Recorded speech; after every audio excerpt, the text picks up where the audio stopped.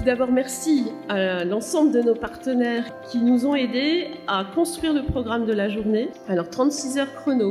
Dans le Grand Nord, c'est une journée qu'on va essayer de vivre ensemble. Et c'est notre méthodologie, c'est de ne pas arriver avec un programme que l'on plaque, mais bien d'arriver avec l'idée de valoriser ce qui se passe dans les territoires et de construire ensemble une nouvelle page.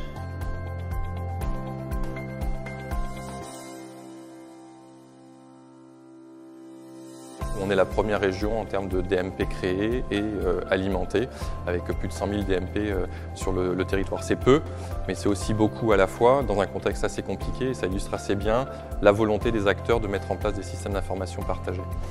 Au-delà de ce fondamental du DMP, il y a aussi évidemment la télémédecine, puisqu'on était une des premières régions à s'engager sur ce projet-là, et non pas dans une vision verticale que d'autres régions avaient pu mettre en place, mais dans une vision transversale, avec la mise en place d'une plateforme mutualisée, prenant en compte l'ensemble des spécialités. Je pense qu'avant, le terme d'acteur de sa santé, c'était un discours qui était politiquement correct, mais que les moyens n'existaient pas.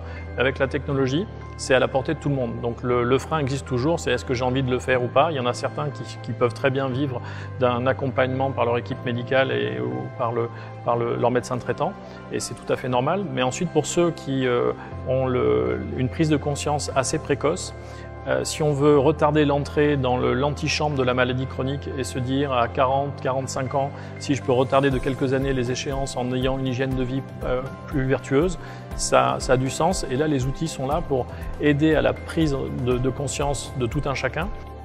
Dans le GHT, il va y avoir des équipes médicales de territoire qui seront animées la plupart du temps par le chef de service de l'hôpital de référence, qui va donc animer toute une prise en charge, je dirais, sur un territoire. Donc la révolution ici, c'est la création, et je crois que le ministère d'ailleurs y réfléchit, d'un PH territorial, c'est-à-dire que les praticiens hospitaliers ne seront plus affectés juridiquement à un établissement, mais ça va être une grande révolution, seront affectés sur un territoire afin de prendre en charge une trajectoire spécialisée sur l'ensemble d'un territoire.